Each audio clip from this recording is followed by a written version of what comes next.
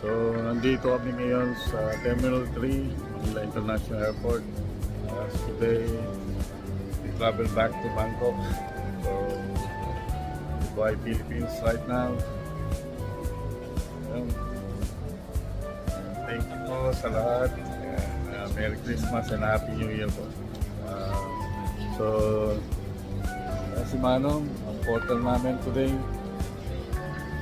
At si Mami, babayad ng travel tax. Okay. Ito yung airport ng Terminal 3 dito sa Manila International Airport. Yung luggage namin sa gate 4. Nakakatuwa ngayon, walang ka-traffic from Ortigas galing sa hotel hanggang dito sa airport. Nakuha lang namin ng less than 30 minutes. So it's so convenient naman. Siguro dahil Christmas season, mostly it's holiday pa. So okay, online check-in naman kami. So okay din ang Terminal 3. So yung counter niya. Maganda rin ang Terminal 3. Ito yun yung pinaka newest airport nila. Terminal 3 ng Pilipinas. Ayan na yun. Meron silang domestic departure and domestic departure entrance.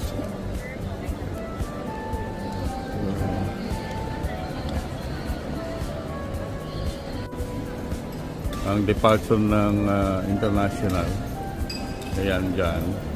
Ang departure naman ng domestic, dito.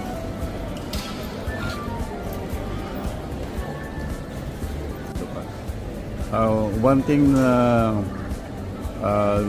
the difference ng Terminal 3 is allowed nila yung mga naghahatid o yung mga nasa labas na hindi passenger is allowed nilang pumasok sa loob ng airport.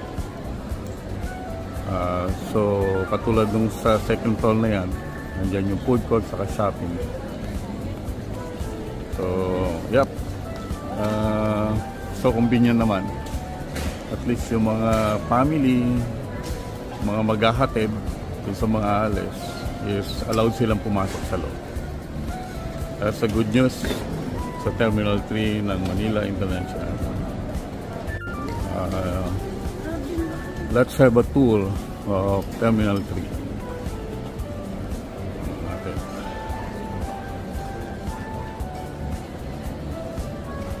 Good. So, ito yung international departure. So, yan ang international departure nila. Philippine passport, OFW. Yun yung mga pila. Dito pa lang may pila na. Tapos may pila pa rin dun sa loob. Tapos yun. So, normally yung mga nasa second floor, yan yung mga nag-aaral. So, gagawin natin ngayon. Sila. Okay naman, maganda, malinis, very spacious din ang airport ng Terminal. Mataas ang ceiling, well designed. Oh, I can smell the food. Again, I can smell the Filipino food.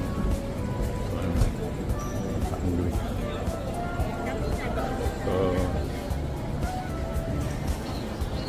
that's the view. Overall view lang tayo ng Terminal 2. Ito yung pinaka-shopping mall, Terminal 3.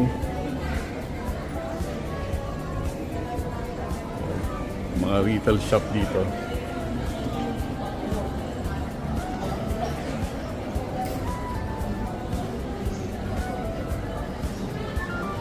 So para dun sa mga hindi pa nakapasok ng Terminal 3, so allowed po ang mga naghahatid o sending your loved ones to travel. Allowed ho kayong pumasok sa Terminal 3. May mga allocated area, itong shopping mall.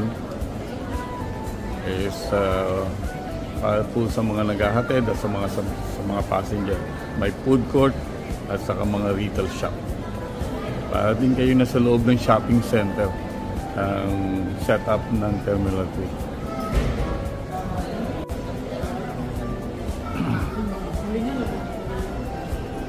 Well, maraming upuan. Tignan natin ang mga retail shop nila, food court. Okay, so meron silang Kenny Rogers.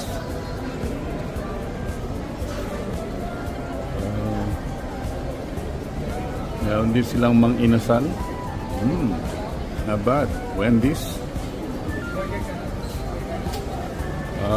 Subway. May Miniso. Mga cafe outlet. Ikutin natin doon sa kabila. Hindi pa nakakabili ng mga pasalubong sa labas. Nakalimutan nyo, so pwede kayong bumili rito kung may Goldilocks sila. Yep, marami pa. Iba't ibang product ng Philippines o at saka mga souvenir.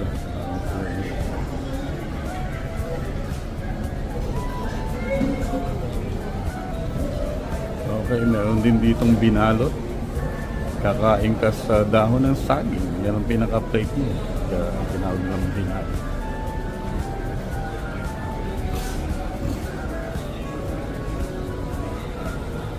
Binalot. May dinubuan. So, dito meron silang Raku. Yan, ramen. Meron din silang Uncle John. Para siyang 7-Eleven. Oh, paborito ng lahat. Of course, hindi mawawala ng Jollibee. Meron silang kusina.